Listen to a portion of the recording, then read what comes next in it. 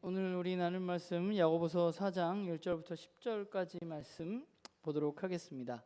야고보서 4장 1절에서 10절까지의 말씀 374페이지 신약성경이고요. 제가 봉독하도록 하겠습니다. 야고보서 4장 1절에서 10절까지의 말씀입니다. 너희 중에 싸움이 어디로부터 다툼이 어디로부터 나느냐? 너희 지체 중에서 싸우는 정욕으로부터 나는 것이 아니냐? 너희는 욕심을 내어도 얻지 못하여 살인하며 시기하여도 능히 취하지 못함으로 다투고 싸우는도다. 너희가 얻지 못함은 구하지 아니하기 때문이요 구하여도 받지 못함은 정욕으로 쓰려고 잘못 구하기 때문이라. 가늠한 여인들아, 세상과 벗된 것이 하나님과 원수됨을 알지 못하느냐? 그런즉 누구든지 세상과 벗이 되고자 하는 자는 스스로 하나님과 원수되는 것이니라. 너희는 하나님이 우리 속에 거하게 하신 성령이 시기하기까지 사모한다 하신 말씀을 헛된 줄로 생각하느냐? 그러나 더 큰 은혜를 주시나니 그러므로 일렀으되 하나님이 교만한 자를 물리치시고 겸손한 자에게 은혜를 주신다 하였느니라. 그런즉 너희는 하나님께 복종할지어다. 마귀를 대적하라. 그리하면 너희를 피하리라. 하나님을 가까이 하라. 그리하면 너희를 가까이 하시리라. 죄인들아, 손을 깨끗이 하라. 두 마음을 품은 자들아, 마음을 성결하게 하라. 슬퍼하며 애통하며 울지어다. 너희 웃음을 애통으로, 너희 즐거움을 근심으로 바꿀지어다. 주 앞에서 낮추라. 그리하면 주께서 너희를 높이시리라. 아멘. 지난주에 우연히 교회가 분열되었다가 여러 가지 일들을 겪으면서 다시 하나로 모이게 된 교회의 분과 잠시 이야기를 나눌 수 있는 기회가 있었습니다. 여전히 어렵고 또 아프고 그런 상황이라고 하시는 말씀을 들었는데요. 성도님들이 너무 힘들고 또 그 어떤 두 개로의 갈라짐, 그런 아픔이 치유되는 데는 시간이 좀 걸릴 것 같다는 이야기를 이렇게 그분과 나누었습니다. 그런데 이야기를 이렇게 나누면서 제가 느낀 것 중에 하나는 뭐냐 하면, 저에게 말씀하시는 그분께서 자신의 뜻, 또 자신과 뜻을 함께한 분들이 반대편의 의견을 주장하신 분들보다 우리가 더 옳은 생각과 행동을 했다고 여전히 생각하고 계시다는 느낌을 받았습니다. 여러 가지 문제로 교회가 깨어지고 아픔을 겪는 모습을 우리는 주변에서 보게 되는데요. 그런데 잘 보면 그 깨어짐은 누군가가 더 옳고 누군가가 더 틀리기 때문에 일어나는 것일까 생각해 보면 사실은 그렇지 않습니다. 명분은 늘 언제나 하나님의 뜻이고 우리가 교회를 더 사랑한다고 이야기하지만 사실은 그런 행동 자체가 교회를 사랑하는 것이 아니고 하나님의 뜻도 아니라는 것, 다툼과 분열이 절대로 하나님의 뜻일 수 없다는 사실을 알고 있음에도 불구하고 그 싸움의 현장에는 언제나 우리가 더 옳다, 우리가 더 하나님의 뜻에 가깝다 라고 말하는 경우를 우리는 보게 되고, 그것이 참 가슴 아픈 일입니다.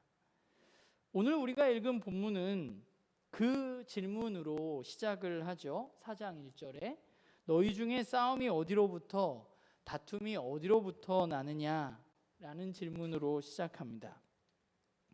정말 여기서 너희는 분명히 교회 공동체를 의미합니다. 그 교회 공동체의 다툼은 어디서 오는 것일까? 정말 한쪽이 맞고 한쪽이 틀렸기 때문에 오는 것일까? 그런데 야고보는 그렇지 않다고 이야기합니다. 그리고 야고보는 그 싸움은, 그 다툼은 우리 안에 있는 정욕 때문이라고 이야기합니다. 우리가 지난 4주간 야고보서 이야기를 이제 나누고 우리가 다음 주까지 나누게 될 텐데, 야고보서 1장에서 우리는 시험의 문제를 다룬 후에 인내하라고 이야기하고, 또 세상 속에 흩어진 교회가 풀어야 할 그 직면하고 있는 문제는, 그 문제의 근원이 바로 두 마음이라는 사실에 대한 이야기를 나누었습니다. 그런데 그 두 마음을 갖게 된 사람들은 누구인가? 바로 하나님께서 진리의 말씀으로 낳으신 사람들이며 그들 안에 말씀의 씨앗이 심겨진 사람들이라는 사실에 대해서 우리는 이야기했습니다. 그리고 그 말씀이 심령에 심긴 것으로 끝나는 것이 아니라 그 말씀을 우리가 온유함으로 받아들여야만 하고, 우리가 그것을 받을 때 야고보는 세 가지에 대해서 우리가 그 심겨진 말씀으로 온유함으로 받는 삶에 대해서 이야기하면서 세 가지를 이야기하게 되는데, 첫 번째가 긍휼을 베푸는 삶이었고, 두 번째는 우리가 지난주에 나누었던 말씀에 의해서 통제되어진 우리의 말이었고, 그리고 마지막으로 세속으로부터 자신을 지키는 정결함이란 이야기를 우리가 1장 말씀을 나누면서 이야기했습니다. 그래서 야고보는 긍휼한 삶을 강조하면서 2장에서 말뿐인 신앙이 아니라 행함 없는 믿음은 죽은 믿음이라고 질타하면서 행함이 있는 믿음이 있어야 한다고, 긍휼을 베푸는 믿음이 있어야 한다고 이야기하고 있습니다. 그리고 3장에서는 공허한 말과 어떤 파괴 혼돈을 불러오는 그런 우리의 말의 문제에 대해서 그는 다루었고, 그 말은 하나님으로부터 우리 안에 심겨진 그 말씀으로부터 우리의 말이 통제되어져야 한다는 이야기가 바로 3장의 이야기이죠. 그러면서 3장 마지막 부분에 위로부터 오는 지혜에 대해서 우리가 그것을 구하고 위로부터 오는 지혜를 누리면서 살아야 된다라고 설명한 후에 오늘 4장부터 그러면 그 지혜로, 위로부터 오는 지혜로 우리는 어떻게 세속의 물결 가운데 우리 자신을 지킬 수 있을 것인가에 대해서 권면하고 있는 내용이 사실 4장 1절부터 5장 6절까지의 내용이 바로 그 부분입니다. 그래서 제가 어제 여러분에게 4장 1절부터 5장 6절까지 읽어오라고 말씀을 드렸는데요,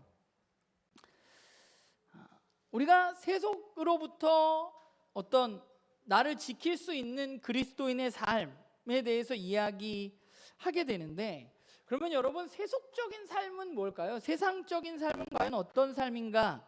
라는 질문으로 우리는 이 이야기를 시작해야 되지 않을까라는 생각을 하게 돼요. 여러분이 생각하는 세속적인 삶, 세상적인 삶은 어떤 것인가요? 세속, 또 세상이라는 것은 결국 성경이 말하는 것은 다른 어떤 것이 아니라 세상과 버타기 위해서 하나님과 단절된 관계로 살아가는 것, 그런 삶이 바로 세상적인 삶이라고 성경은 우리에게 이야기합니다. 그리고 야고보는 그것을 아주 쉽게 이야기하면 우리의 욕망을 따라 사는 삶이 세속적인 삶이라고 말해요. 내 욕망 안에 하나님이 전혀 고려되어 있지 않고 하나님의 뜻을 전혀 받아들일 마음이 없는 삶의 모습이 바로 세상적인 것이고 세속적인 것입니다. 그런데 우리가 이 세상적이라는 것, 세속적이라는 말을 할 때 오해하지 말아야 될 게 있는데, 그게 뭐냐면 우리는 때때로 교회 안에 있으면 우리는 세속으로부터 분리되어져서 우리는 거룩하다고 생각하게 된다는 것입니다. 내가 교회 안에만 있으면 하나님께 속한 것이고 교회 밖을 나가면 세속적인 것이라고 생각합니다. 그러니까 세속은 교회 안에 있고 세상 한복 교회 안에 있고 우리는 여기에서 안전하기 때문에 여기에만 머물면 된다고 생각하는 것이죠. 그런데 조금 전에 말한 그 세속의 의미, 내 욕망들을 따라 사는 삶, 세상과 버타에서 하나님과 단절된 삶을 생각해 보면 사실은 이 세상적이라는 말, 세속이라는 말은 교회 안에도 있고 또한 세상 한복판에도 있는 것이 바로 세속적인 삶의 모습이죠. 교회 안에서도 얼마든지 하나님과 관계를 맺지 않고 세상과 버타면서 살아가는 것이 가능합니다. 야고보가 이 서신을 보내게 되는데 이 서신을 받는 이 흩어진 교회들은 어떠했는가? 이들의 모습이 너무나도 교회 안에서 세상적인 모습이었던 것이죠. 근데 잘 생각해 보면 그것만큼 무서운 게 없어요. 우리가 교회 안에 있는데 우리가 하나님을 믿는다고 이야기하는데 우리는 너무 세상적이고 세속적인 삶을 살아가는 것, 그것은 굉장히 두렵고 떨리는 것이죠. 여기면 안전할 것 같았는데 여기서도 우리는 똑같이 살아가는 모습을 때때로 보게 되는 것입니다. 오늘 4절에 보면 야고보는 그런 그들을 향해서 간음하는 여인이여 라고 말합니다. 여기서 여인이라는 말은 사실 여자만 얘기하는 게 아니라 사람을 의미하는 겁니다.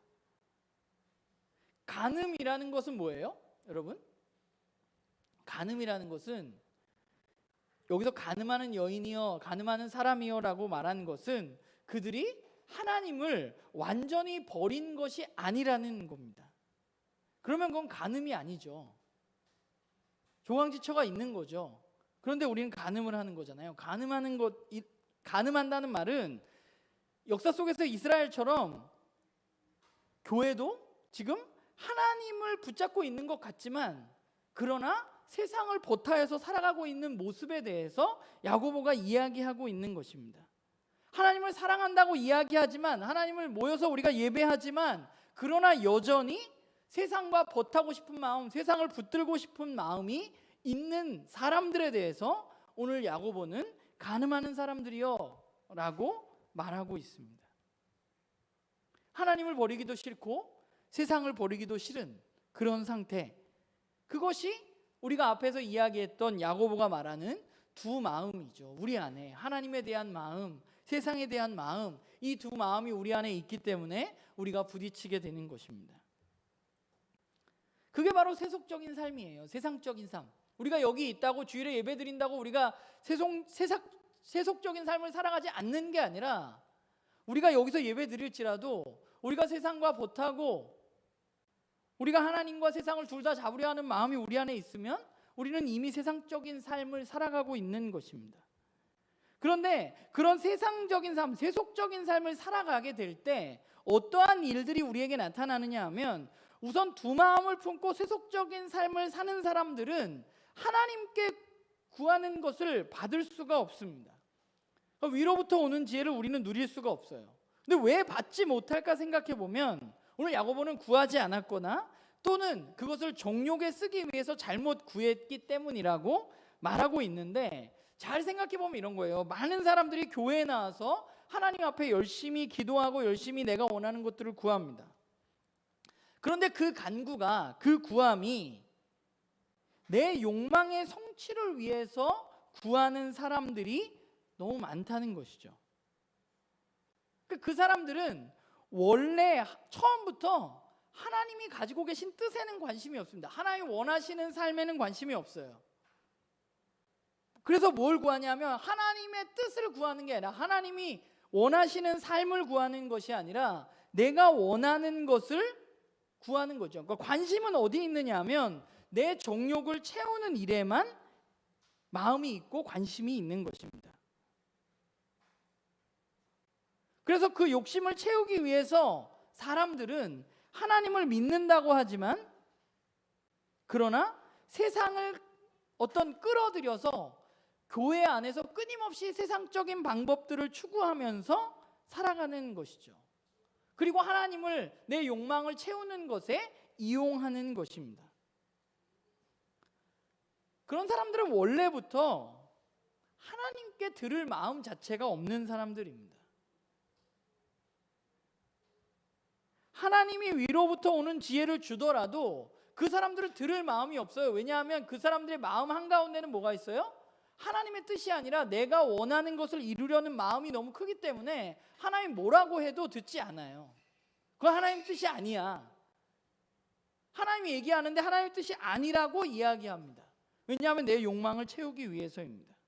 내 욕심을 채우는 것, 내가 원하는 것을 이루는 것과 상관이 없으면 아예 들을 마음이 없기 때문에 그것을 야고보는 구하지 않는 것이라고 표현한 것일지도 모르겠어요. 겉으로는 하나님의 뜻이고 하나님의 영광이고 주님의 일이라고 치장해서 이야기하지만, 그리고 말로는 주님을 위해서, 교회를 위해서, 하나님 나라의 영광을 위해서 일한다고 떠벌리면서 다니지만, 실제로 바라는 바에 대해서 하나님이 진짜 무엇라고 이야기하시는지에 대해서 관심 없는 사람들이 있는 것이죠. 자신들이 결정하고 자신들이 판단합니다. 그러면서 그 사람들은 이렇게 얘기합니다. 이건 분명히 하나님을 위한 일이고 하나님께 도움이 될 것이고 우리 교회를 위하는 일이라고 말합니다.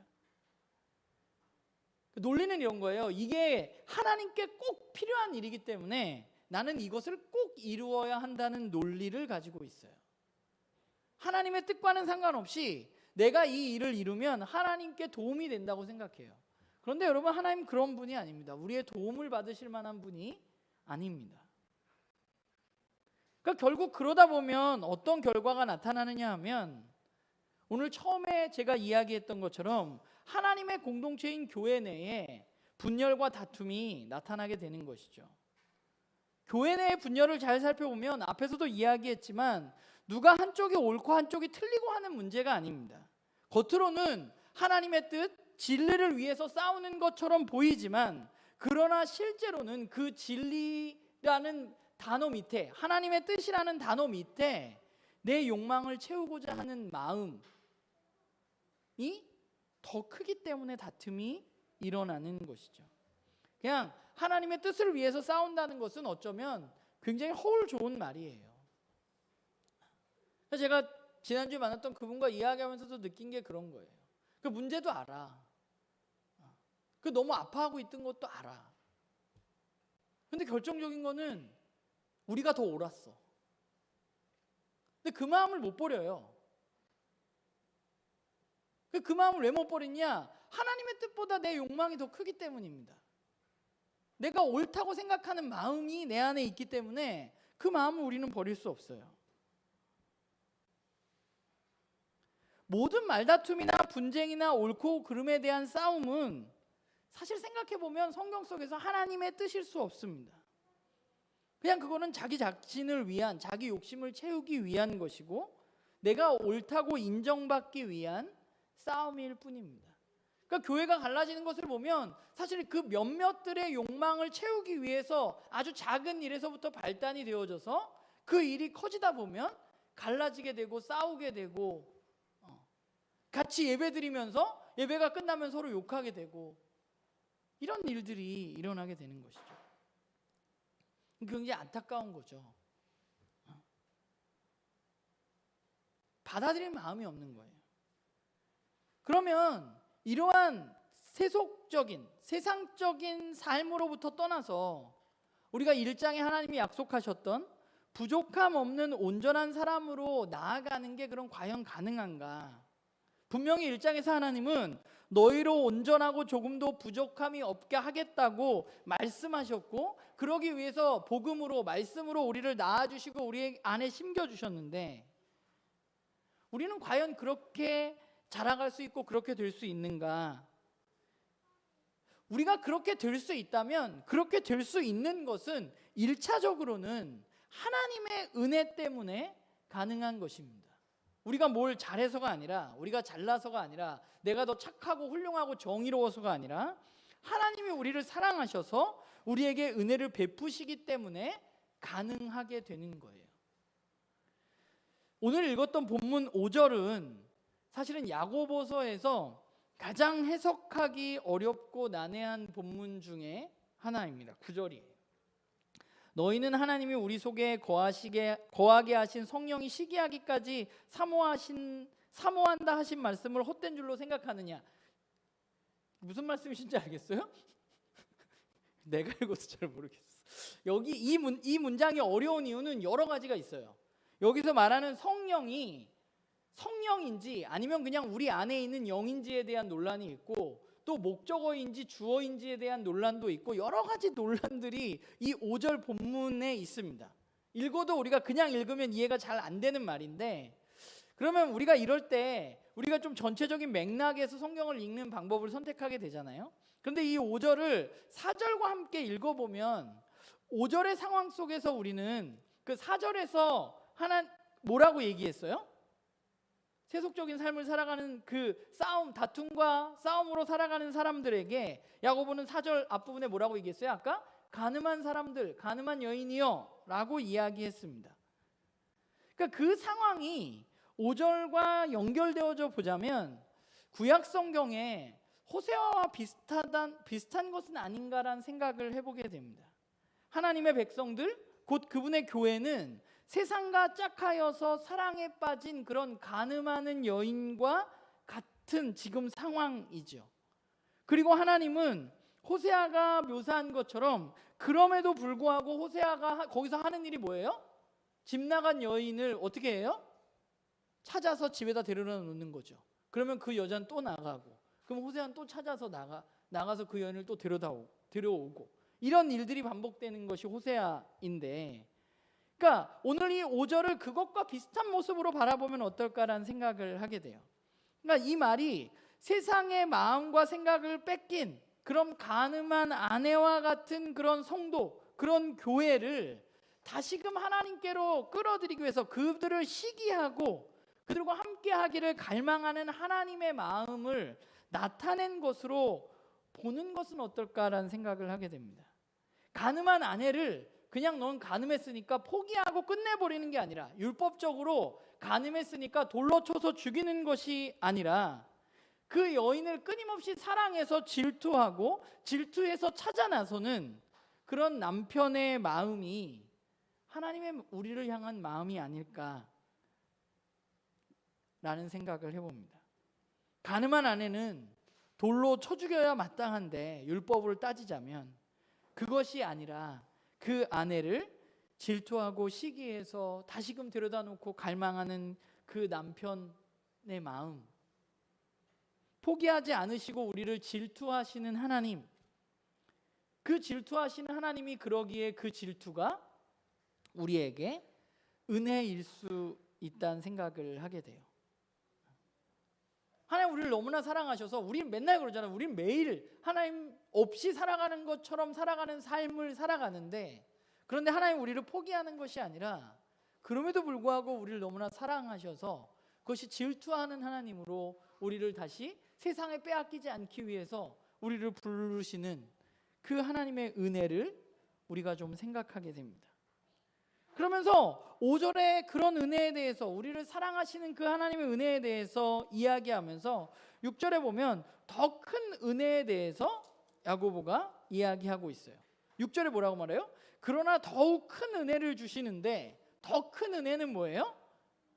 하나님이 교만한 자를 물리치시고 겸손한 자에게 은혜를 허락하신다는 거예요. 더 큰 은혜는 뭐냐면 하나님께 순종하고 주 앞에서 낮추는 사람, 순종하는 사람에게 하나님은 더 큰 은혜를 주시겠다는 것이 은혜입니다.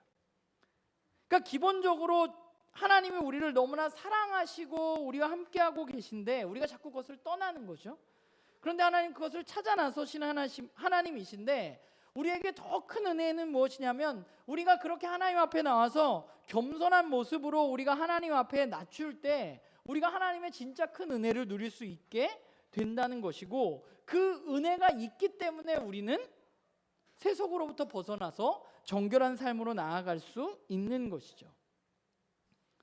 그러면 하나님 우리를 그렇게 사랑하세요. 질투하듯이 우리를 사랑하시고 겸손한 자에게 큰 은혜를 주신다고 하셨는데, 그러면 그 은혜를 우리가 안다면, 아, 하나님 진짜 나를 사랑하시는구나, 하나님이 나를 세상에 빼앗기기를 원하시지 않는구나, 하나님 앞에 겸손한 사람들에게 더 큰 은혜를 주시는구나 라는 사실을 깨달았다면, 그러면 우리는 어떻게 해야 될까?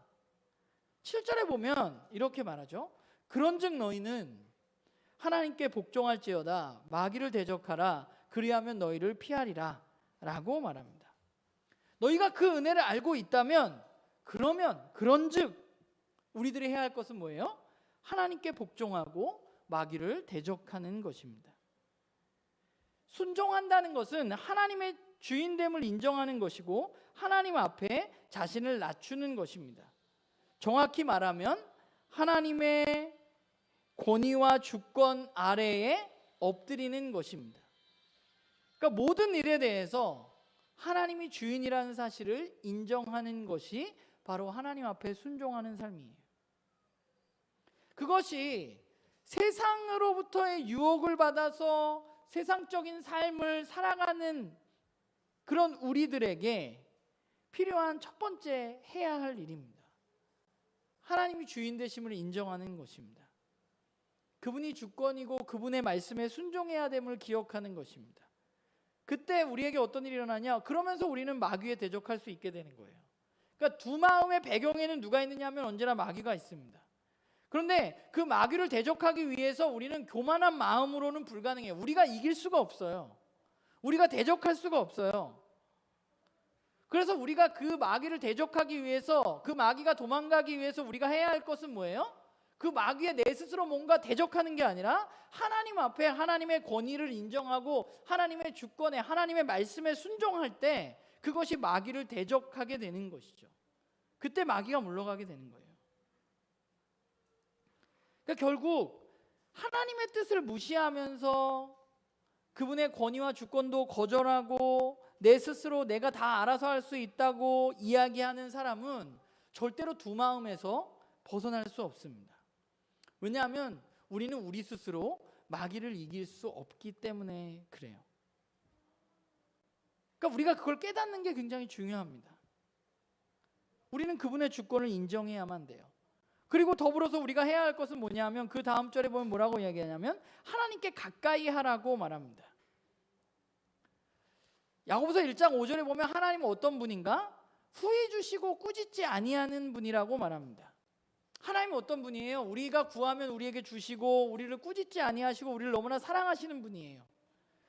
그렇기 때문에 하나님 앞에 가까이 간다는 것은 우리가 탕자의 비유에서 멀쩡히 살아있는 아버지에게서 유산을 미리 받아서 그것을 모조리 향락에 탕진한 그 둘째 아들이 그 돼지 우리에서 그 주업 열매를 먹다가 내 아버지 집에 가면 좀 괜찮을 텐데 하고 생각하는 것처럼 우리가 하나님을 가까이 한다는 것은 하나님을 가까이 하면 내가 이것으로부터 벗어날 수 있구나라는 것을 깨달아서 그분 앞으로 나아가는 것을 의미하는 겁니다.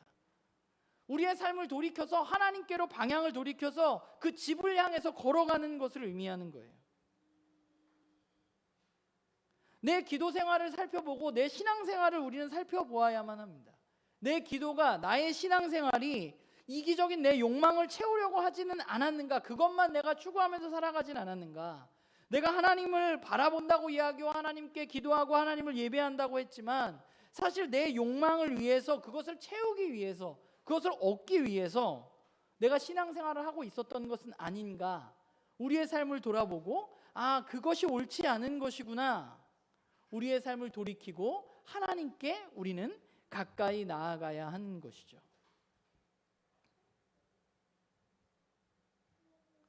그러면서 야고보는 두 마음을 품은 사람들이요 마음을 성결하게 하라고 말합니다. 두 마음을 우리가 품었잖아요. 그래서 문제가 발생한 거예요. 하나님을 향한 마음, 세상을 향한 마음. 그럼 우리는 어떻게 돼요? 마음을 성결하게 하라고 말합니다. 근데 저는 이 말씀을 보고 그런 생각이 들었어요. 아니 여기서 내가 지금 그런 마음이 있는데 마음을 성결하게 해야지. 그러면 마음이 성결하게 되면 뭐 우리가 다 온전한 하나님의 자녀로 살겠죠. 그러니까 이 말들이 너무 당연한데 너무 쉽게 얘기해. 그러면 그렇지. 마음을 성결하게 해야지. 그럼 우리가 마음을 성결하게 내가 그렇게 결단하지 않아서 그렇게 못 사는 게 아니잖아요. 그러니까 잘 생각해 보면 그러면 우리는 야고보 도대체 왜 이런 얘기를 했을까? 어떻게 두 마음을 품은 사람이 마음을 성결하게 하십시오 라고 얘기했을까? 어떻게 거룩해질 수 있을까? 구절을 보면 그 말을 조금 이해할 수 있을 것 같아요. 구절을 보면 이렇게 말하죠. 슬퍼하며 애통하며 울지어다 너의 웃음을 애통으로 너의 즐거움을 근심으로 바꿀지어다 라고 말합니다. 왜 야고보는 갑자기 슬퍼하고 탄식하고 통곡하고 네가 즐거워하는 것을 애통으로 근심으로 바꾸라고 이야기하는 것일까? 왜 그렇게 이야기했을까요? 갑자기 마음을 성결하게 해라 라고 이야기하면서 9절에 슬퍼하며 애통하며 울고 웃음을 애통으로 즐거움을 근심으로 바꾸라고 했을까? 그것은 끝을 생각해 보라는 겉면으로 볼 수 있을 것 같아요. 지금은 괜찮은 것 같고 내가 지금 세상 것 좀 누리면서 좀 괜찮은 것 같아요. 좋은 것 같아요. 세상의 성경도 누리고 사람들의 인정도 받을 수 있어서 기쁘고 즐겁습니다. 그런데 기억해야 할 것이 있어요. 하나님이 다시 오신다는 거예요. 그리고 하나님이 심판하신다는 거예요. 그리고 하나님이 불로 심판하실 때 우리가 그렇게 우리를 즐겁게 하고 우리를 기쁘게 했던 그 세상의 것들이 모두 사라질 것이라는 거예요. 그것을 우리는 기억해야 합니다. 그것을 기억하면 우리가 지금 기뻐하고 있는 것이 슬픔으로 우리가 바뀌어져야 된다는 것이죠. 그게 성경이 말하는 종말론적인 신앙이에요. 우리가 추구하는 그 세속적인 욕망을 추구하는 그 끝이 반드시 허망하고 비참할 뿐이라는 결론을 우리는 기억해야만 돼요. 그러면서 오늘의 삶을 살아야만 합니다. 우리가 하나님 눈에 보이지 않기 때문에 하나님이 안 올 것처럼 생각하면서 우리는 살아요. 아직까지 2000년이 지나도 안 오셨는데 뭐 내 살아생전에 오시겠어? 이런 마음. 뭐 괜찮겠지. 그런데 여러분, 하나님은 언젠가 오시고 하나님 오실 때 심판하시겠다고 말씀하셨습니다. 우리는 그날을 기억해야만 돼요. 그래서 우리가 누리고 있고 우리가 기뻐하고 있는 세상 것들의 어떤 헛된 허망한 것들을 바라보고 오히려 지금 우리가 해야 할 것은 그것들을 즐거워하는 게 아니라 그것들을 바라보면서 애통하고 슬퍼하는 게 우리가 해야 할 일이에요. 그것을 바라볼 때 우리의 마음을 두 마음으로부터 정결하게 할 수 있는 것이겠죠. 이게 10절까지의 내용입니다. 그러면서 야고보는 세상과 버타는 세속적인 삶에서 하나님의 정결한 자녀로 이렇게 우리가 자라갈 수 있다고 말하면서 하나님의 정결한 자녀는 이 세상 속에서 어떤 삶을 살아야 되느냐에 대해서 경고하면서 세 가지 이야기를 하고 있어요. 그게 11절부터 5장 6절까지의 내용입니다. 간단히 살펴보면 이런 거예요. 첫 번째 11절 12절은 다른 사람을 판단하고 비방하지 말아야 한다고 말합니다. 우리는 우리 자신을 돌아보고 하나님께 가까이 가야 할 사람들이지, 우리가 해야 할 게 다른 사람들이 잘하고 있나 잘 못하고 있나 판단하고 정죄하는 일이 우리가 해야 할 일이 아니에요. 그런데 너무 많은 사람들은 나는 못하면서 다른 사람들 판단하는 건 너무 빠르고 너무 잘해요. 쟤는 도대체 왜 저러나? 나도 똑같은데 나는 못 바라보고 우린 다른 사람들을 판단하게 돼요. 그런데 오늘 야고보의 말처럼 12절의 말씀처럼 입법자와 재판관은 누구예요? 내가 아니에요. 오직 한 분이신 하나님이세요. 우리는 그것을 기억해야 돼요. 우리가 살아갈 때 정결한 삶을 살기 위해서 우리가 기억해야 될 게 뭐예요? 내가 판단하고 비방하고 싶을 때 그게 내가 해야 할 일이 아니라는 거. 그것은 누가 하는 일이에요? 하나님이 하실 일이라는 것을 우리는 깨달아야만 돼요. 그리고 두 번째 해야 할 일은 뭐냐면 우리의 인간으로서의 연약함을 우리는 인정해야만 돼요. 13절부터 17절에 보면 그 이야기가 뜻하는 게 뭐냐면 내일 일도 알지 못하는 연약한 존재인 인간이 마치 세상을 다 아는 것처럼 내 계획대로 내가 계획을 세우고 그 계획대로만 이루어지면 모든 것이 잘 되는 것처럼, 내가 내년에 저 도시에 가서 장사를 하면 내가 돈을 엄청 많이 벌을 거야 라고 이야기하는 사람이 나오잖아요. 어떻게 알아? 내일 우리가 죽을지도 모르는데, 내일 주님이 오실 수도 있는데. 그렇기 때문에 내가 내년에 저 도시에 가서 이런 방법으로 장사를 하면 내가 돈을 엄청 많이 벌어가지고 내가 부자가 될 거야, 나에게 기쁨이 될 거야, 이것이야말로 뭐냐 하면 이 땅 가운데 진짜 허망한 자랑일 뿐이에요. 우리는 인간의 한계를 인정하는 삶을 살아야만 돼요. 내 스스로 하나님 앞에 아무것도 아니라는 것, 그래야 하나님 앞에 복종할 수 있고 겸손할 수 있어요. 아까 얘기했죠. 교회 내의 다툼을 얘기하면서 제가 말했잖아요. 그 마음 한켠에 뭐가 있는 거예요? 이 두 가지가 11, 12절, 이 13절, 17절이 다 있는 거야. 내가 더 옳아, 저 사람들보다. 저 사람들이 나보다 틀렸다고 판단하는 거죠. 그런데 그 판단은 내가 하는 게 아니에요. 하나님이 하시는 것이지. 그리고 두 번째, 내가 더 옳다고 생각하기 때문에, 내 계획이 있기 때문에 내 생각이 더 옳아 라는 것은 무엇이냐면 나의 연약함을 하나님 앞에서 인정하지 않는 거예요. 하나님의 뜻을 구하는 것보다 내가 가지고 있는 내 경험과 성경을 보는 내 얄팍한 지식만을 가지고 내가 무조건 하나님의 뜻이라고 생각하는 거죠. 우리는 그런 삶을 살아가서는 안 됩니다.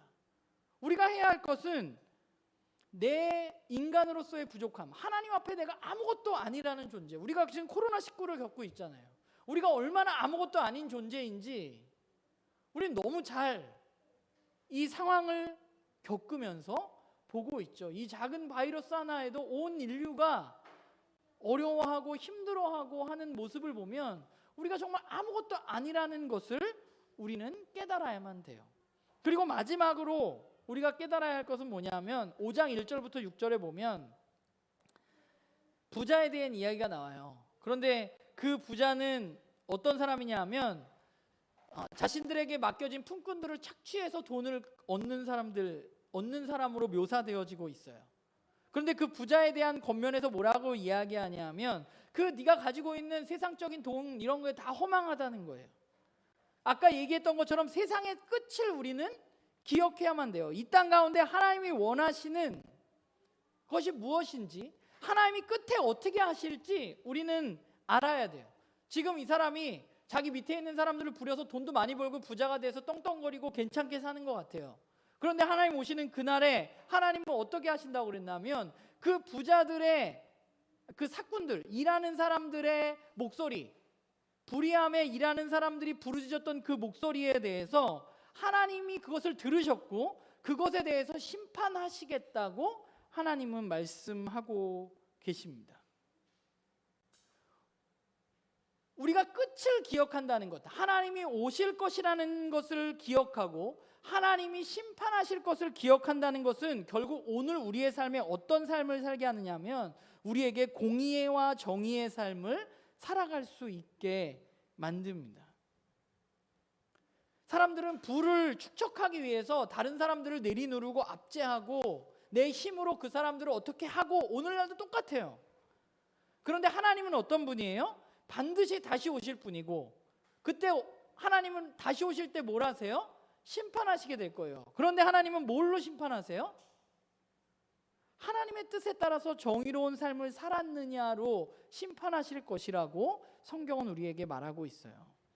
마지막 날에 일어날 일을 결국 우리가 알고 믿는다는 것, 주님이 다시 오실 것을 기대한다는 것은 결국 오늘 우리의 삶에 그분의 심판을 기억하고 다른 사람을 내가 착취하고 이 땅에서 더 많이 누리기 위해서 애쓰는 삶이 아니라 정의로운 삶을 살아가는 것이 바로 우리들의 삶인 것이죠.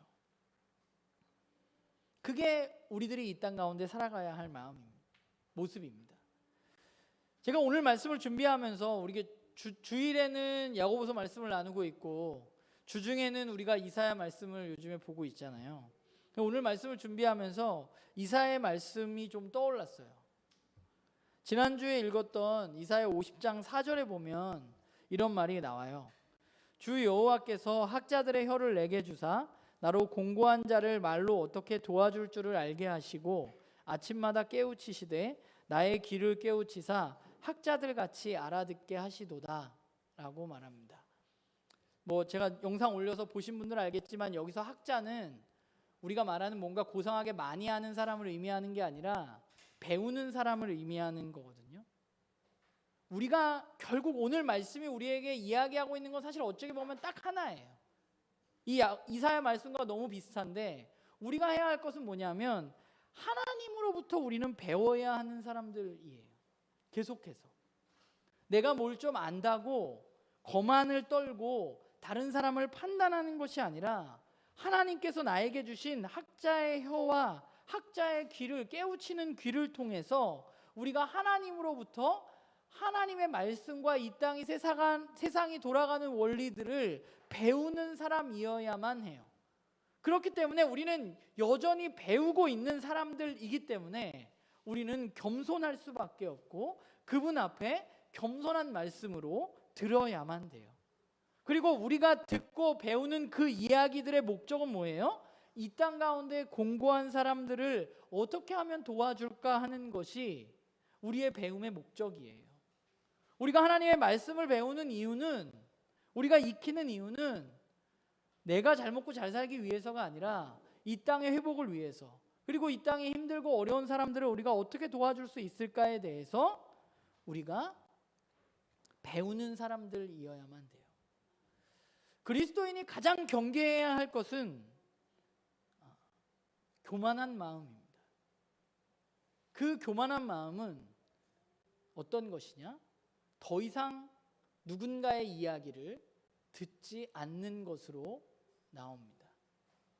하나님의 이야기건 사람의 이야기건 듣지 않는 것이 교만한 마음입니다. 우리가 이 땅 가운데 세속으로부터 벗어나서 정결한 삶을 살기 위해서 우리가 해야 할 것은 하나님 앞에 듣고 배우는 삶을 우리는 살아야 돼요. 내가 여전히 부족하다는 것.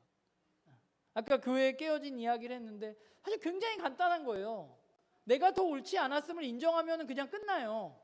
그러면 서로 그냥 내가 미안하다고 그러면 끝날 일이야 사실. 근데 우리는 그걸 못해요. 내가 미안하다는 얘기를 못해. 내가 잘못했다는 얘기를 못해. 왜냐하면 내가 맞다고 생각하거든. 정의를 굽힐 수 없어. 근데 그건 정의가 아니에요. 그냥 알량한 내 자존심이지. 우리가 근데 제가 뭐 오늘 그 예를 계속 들었지만 이것뿐만 아니라 우리들의 삶에도 똑같은 거예요. 내가 맞다고 우리가 주장하는 순간 우리는 아무것도 할 수 없어요. 아무것도 배울 수 없어요. 우리가 자랑할 수 없어요. 난 이미 알고 있어. 나 이 정도 성경 알아. 나 이 정도 말씀 알아. 배울 게 없어. 들을 게 없어. 그럼 우린 잘하지 못해요. 우리는 하나님의 말씀을 매일매일 묵상하는 이유가 하나님의 말씀을 듣고 우리가 배움으로 자라가기 위해서이고, 우리가 하나님의 말씀뿐만 아니라 우리는 나와 관계된 사람들의 이야기도 잘 들어야 하고, 또 세상이 어떻게 돌아가는지의 이야기도 잘 들어야만 하는 것이죠. 저는 바라기는 나눔교회 식구들이 이 땅 가운데 정말 그리스도인답게 온전한 사람으로 살아가기 위해서, 우리가 지금 온전하지 않을 수 있지만 온전하게 살아가기 위해서 우리가 해야 할 일은 하나님의 말씀을 듣는 것입니다. 나의 교만함을 내려놓고 오늘 말씀에 있는 것처럼 하나님의 말씀에 무조건적으로 순종하는 삶의 태도로 살아가는 것입니다. 지난 한 주 여러분들 숙제 잘 하셨어요? 말하는 거 조심하자고 제가 말씀드렸는데, 이번 한 주는 여러분들 말씀을 읽는 가운데 하나님이 진짜 나한테 하시는 이야기가 무엇인지, 내가 무엇을 배울 것인지 여러분들 하나님의 말씀 가운데 진짜 배웠으면 좋겠습니다.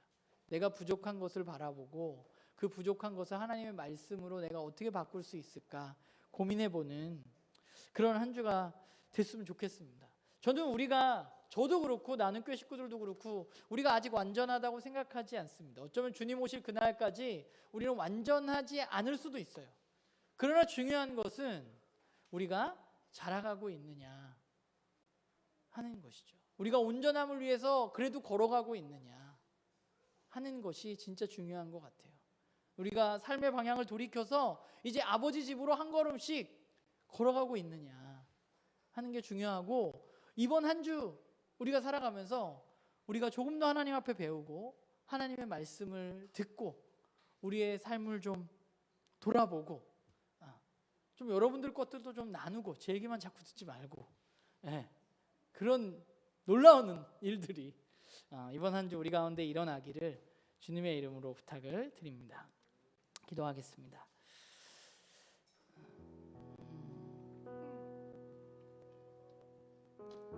여러분 살아가면서